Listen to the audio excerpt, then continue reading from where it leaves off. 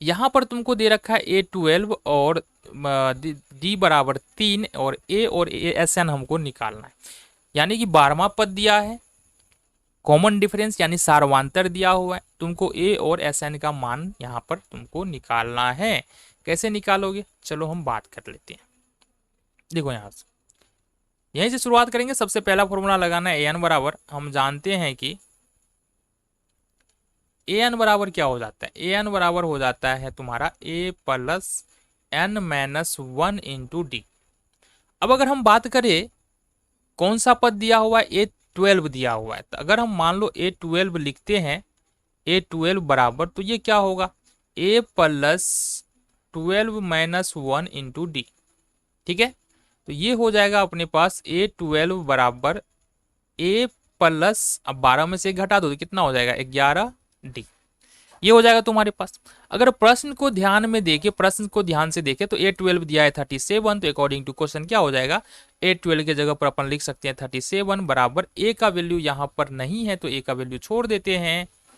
Then हमारे पास जो D का वैल्यू दिया है वो 12 में से 11 है, प्लस 11 और D का वैल्यू यहाँ पर दिया है 3।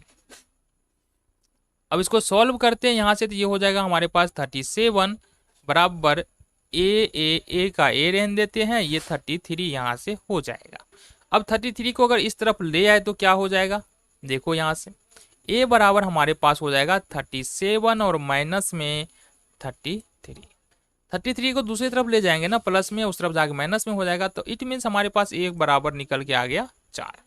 अब ए का मान निकल के आ गया तो अपने को क्या करना है, अपने को करना ये है कि हमको SN निकालना है। SN मतलब क्या, S12 निकालना है। तो अब हम निकालते हैं। ठीक है, अब यहां से देख लेते हैं। SN बराबर होता है N/2 into 2A plus N minus 1 into D. ये हो जाएगा। चलो जी, बहुत बढ़िया। हमको निकालना है यहाँ पर क्या, S12 यानी कि 12 पदों का योग हमको यहां से निकालना है। तो सबसे पहले तो n के जगह पर अपने को क्या रखना पड़ेगा, 12 रखना पड़ेगा, फिर नीचे में 2 हो जाएगा। 2 इंटू ए का मान अभी अभी हमने निकाला है 4 प्लस n 12 है तो 12 रखेंगे, माइनस 1 इंटू डी का वैल्यू यहां पर दिया हुआ है 3। चलो हो गया। अब यहाँ पर क्या कर सकते हैं, यहाँ पर से अपने को 2 छाके 12, इसको कट कर देते हैं तो बच जाएगा 6 इंटू, ये हो जाएगा 4 दूनी 8 प्लस 12 में से अगर 1 घटा देंगे तो 11 और 11 तिया 33, ये हो गया। चलो जी, ये होगा 6 और 33 8 कितना हो जाएगा 41, ये 41 हो जाएगा। इसको अगर तुम मल्टीप्लाई करो तो कितना होगा, 6 कम 6 चौक 24 का 4 हासिल 2, यानी कि तुम्हारा S12 यानी कि 12 पदों का जो योग निकल के आ रहा है वो निकल के यहाँ पर तुमको आ रहा है 246। ये तुम्हारा सॉल्यूशन हो गया। नेक्स्ट क्वेश्चन को देखे। चलो चौथे नंबर का प्रश्न क्या कह रहा है, देखो गौर से। यहाँ पर देखो A3 दिया हुआ है 15 और S10 दिया है 125।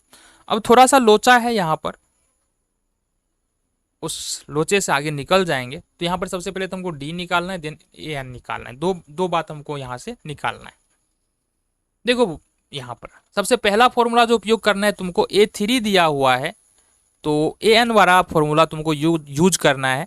देन दूसरा फॉर्मूला जो तुमको यूज करना है, S10 दिया है तो SN वाला यूज करना है। कैसे करना है आओ जरा हम बात कर ले। तो सबसे पहले तो हम जानते हैं कि AN बराबर हो जाता है तुम्हारा A प्लस में N माइनस 1 इंटू डी, ये हो जाता है। देन अगर हम बात करें A3 की, तो A3 बराबर क्या हो जाएगा, A plus 3 minus 1 into D, क्योंकि यहाँ पर देखो n के जगह पर तीसरा पद निकाल ले, इसका मतलब n बराबर 3 है। ये हो जाएगा हमारे पास A3 बराबर A प्लस 2D, ये हो जाएगा A प्लस 2D। अब प्रश्न के अनुसार देखें तो A3 का मान कितना है, 15 है, बराबर A का मान तो हमको पता नहीं है, ना ही D का मान पता है, तो इसको अपन मान लेंगे क्वेश्चन फर्स्ट। यानी कि ए प्लस 2d बराबर 15, ये अपने पास इक्वेशन फर्स्ट यहाँ से निकल के आ रहा है। ना हमारे पास दिया क्या है, अब देखो हमारे पास क्या दिया है, तथा दिया क्या हुआ है, S10 बराबर दिया है तुमको 125, ठीक है, S10 बराबर 125।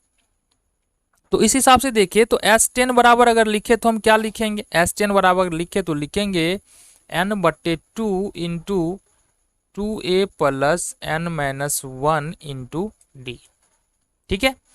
और प्रश्न के अनुसार बात करें, प्रश्न में दिया हुआ है S10 का मान दिया है 125 बराबर n का मान नहीं पता है, अच्छा n का मान 10 है ना, n का मान हमारे पास 10 है तो 10/2 कर लेंगे, 2 और a का मान हमारे पास नहीं है तो 2a ही रहने देंगे, n का मान 10 है तो 10 में से 1 घटाएंगे और d का मान हमको फिर से नहीं पता है, ठीक है। देन इस साइड देख लेते हैं हम जो भी आगे का सॉल्यूशन है।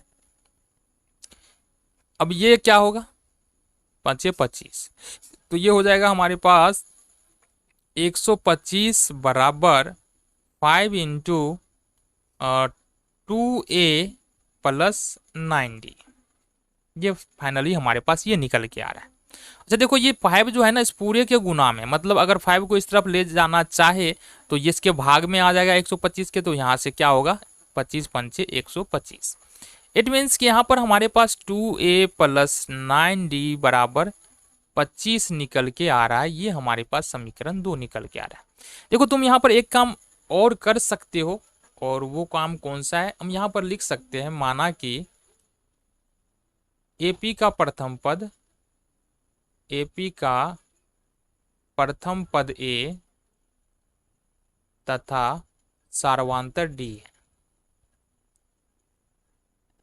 ठीक है, ये लिखना जरूरी हो जाता है। तब अब देखो यहाँ पर ना ही A पता है ना ही D पता है, तो जब A और D कुछ भी नहीं पता तो यहाँ पर लिखना जरूरी हो जाता है कि यहाँ पर प्रथम पद A है और सार्वंतर D है, ये हमने माना है, ठीक है।